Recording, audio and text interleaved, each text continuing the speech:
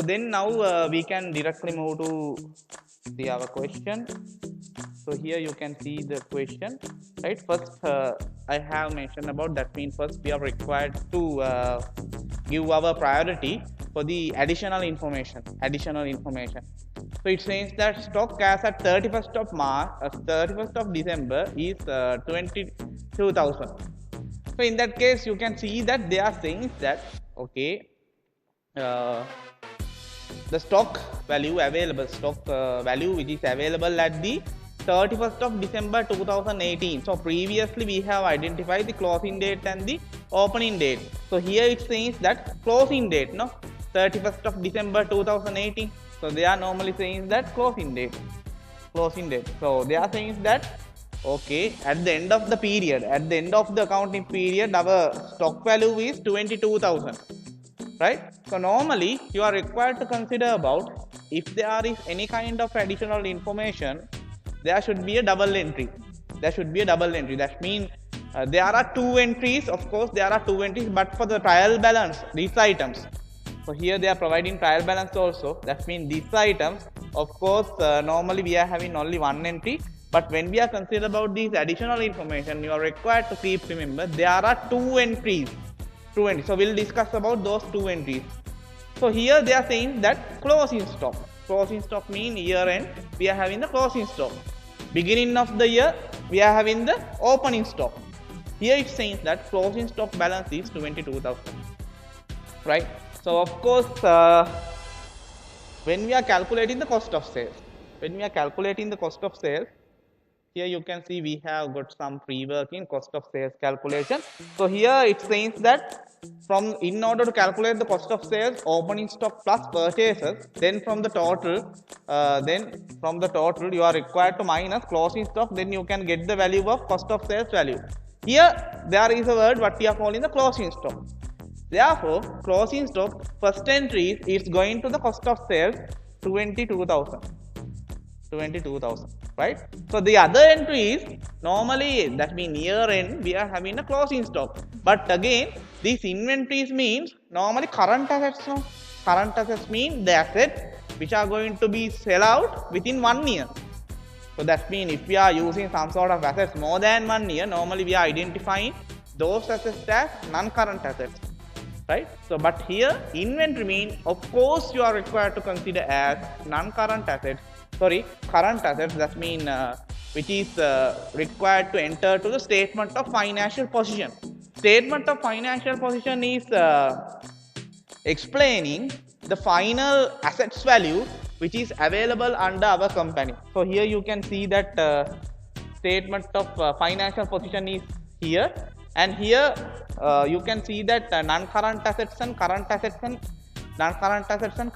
are available. So inventory is, that means closing inventory is that current assets. That means within 1 year we are going to sell out those inventories to our external customers. Therefore, again inventory value you can write closing inventory 22,000. Right? Closing inventory. So that's now you can see is that in the examination also, if you are seeing that okay, under the additional information, if there is any kind of closing inventory, the double entry is first one you are required to identify under the current assets, that closing inventory. At the same time, in the profit and loss statement, when we are preparing the profit and loss statement, we are required to calculate the cost of sales. Therefore, there is an equation to calculate cost of sales. When you are calculating cost of sales, you are required to enter the closing stock value. So that is the double entry for the cost of sales and the closing stock, right? Okay, then first additional information is completed. Then the second one. So we can move to the second one. Yeah, inventory is over. Now we can move to the second one. Yeah. Building should be depreciated annually 20% on straight line method. So they are saying that okay, so the building required to be depreciated annually at 20% on straight line method, right? So very important. That's very important additional information. So So they are saying that building should be depreciated annually 20%. That means by using the straight line method. Straight line method. Straight line method, right? So in that case, so you are required to identify when it comes to the accounting. So LK 16 standard, LK 16 standard explaining these kinds of provision, right, which are related to the depreciation, right? So when there is a depreciation, of course, there are two methods. First one is straight line method. Second one is there is another method what we are calling the balance reducing method. Balance reducing method. Balance reducing method. So here you can see that they are using the straight line method. So what is the meaning? That means how we can use the straight line method is, that means first we are required to identify the cost of the asset. Cost of the asset. Then from the cost we are required to determine the useful lifetime. Useful lifetime. So sometime useful lifetime they are giving, that means directly they are providing the useful lifetime is 5 years, 10 years, 20 years, likewise. Sometimes they are providing the percentage. So 20% means normally in order to identify the useful lifetime, you are required to, that means you are required to divide this 20%. That means from 100 you are required to divide this 20%. Then you are identifying the useful lifetime is 5. Then cost is aware, useful lifetime is aware, then annual depreciation we can calculate very easily. Otherwise, there are two methods. One method is 100, that means here useful lifetime we have identified. So now useful lifetime is 5 years. We are required to identify the cost. Then cost can be, the first method is that here. First you are required to identify the cost, and cost can be divided by useful lifetime. Second one is from the cost you are required to apply the depreciation percentage. So here we are having the depreciation percentage. Directly we can apply that amount to the cost of the asset. So here you can see that our cost of the asset is how much.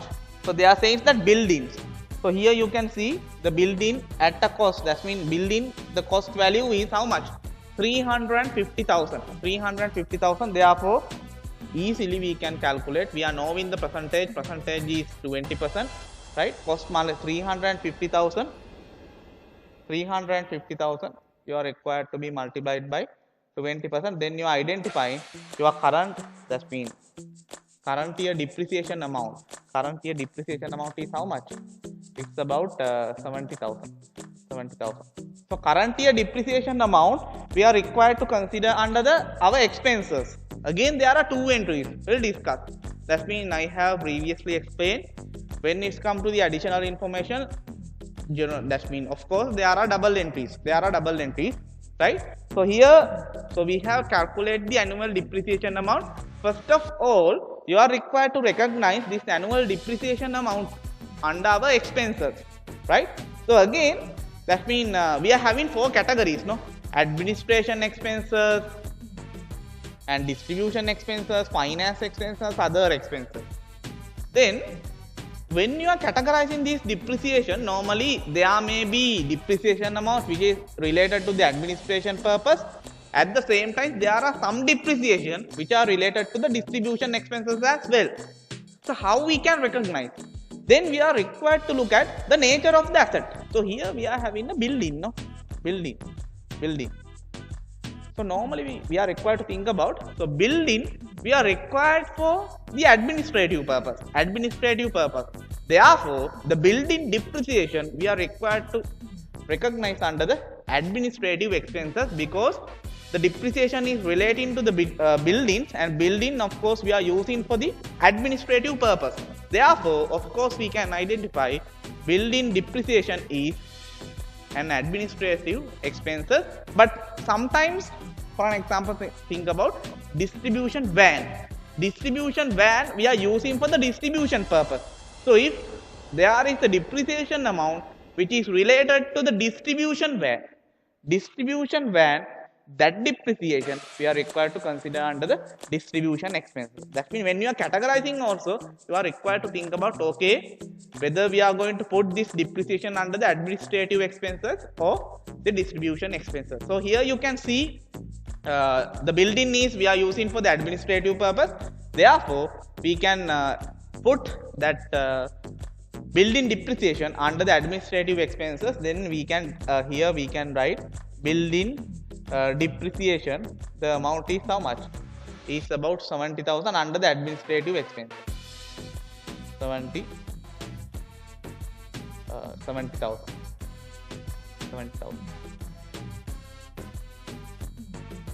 70,000. Right?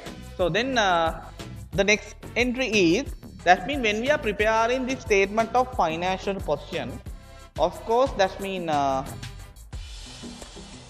here when we are preparing the statement of financial position, of course we are required to show the non-current asset balance. So for that one also we can have some sort of pre-working, right? So when we are calculating our third pre-working, that means non-current asset value,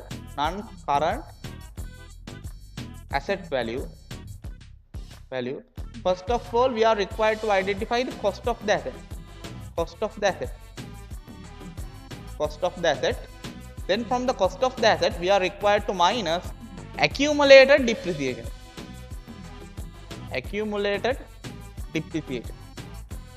right? So that means cost of the asset, of course we can find out in our calculation as well. What do you mean by the accumulated depreciation? Accumulated depreciation is including two parts. First part is, that means first we are required to include this annual depreciation. Annual depreciation we have calculated 70,000. So accumulated depreciation include annual depreciation, and then we can say depreciation balance. That means previous year depreciation. Previous year depreciation also we are required to consider under the accumulated depreciation. So you can see depreciation balance, otherwise previous year depreciation plus this current year depreciation. Okay, we can say annual depreciation, which is equal to this accumulated depreciation. So cost of the asset, of course we are knowing about, we have calculated depreciation as well, 350,000. So how to calculate accumulated depreciation? We are knowing about current year annual depreciation is 70,000. So what about this previous year depreciation? Previous year depreciation, again they are given under their trial balance. So we can see whether this previous year depreciation is available or not, right? So here you can see, okay, right. So here you can see that previous year, that means provision for depreciation as at 2018 1st of January is available. No? That means previous year depreciation, they are saying that provision for depreciation, that means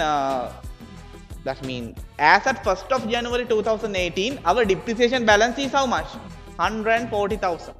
So we are having a balance of 140,000, and this year annual depreciation is 70,000. Then the total one we are calling accumulated depreciation. Here you can see our pre-working, right? So 70,000 plus balance is how much? Previous year depreciation is 140,000. Then our current depreciation, that means total accumulated depreciation amount is 210,000. Then cost of the asset is 350,000. Accumulated depreciation is 210,000. Then you can get the cost, that means the current value, or we can say net value of the asset is how much? Here for year 1. 140,000 is the net value of the building. So this net value we can directly put into this our balance sheet. So here under the non-current asset we are having only the building. We can write building value is, we have identified 110,000.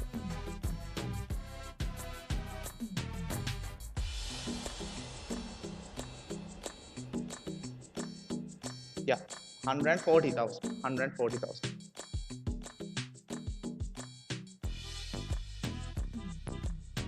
Building value is 140,000. 140,000.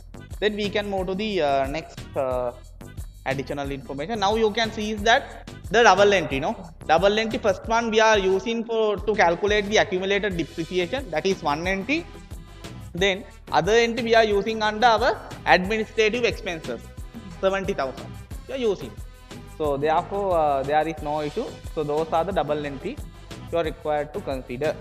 Then third one, accrued electricity charges as at 31st of December 2018 is 1,000 rupees. 1,000 rupees.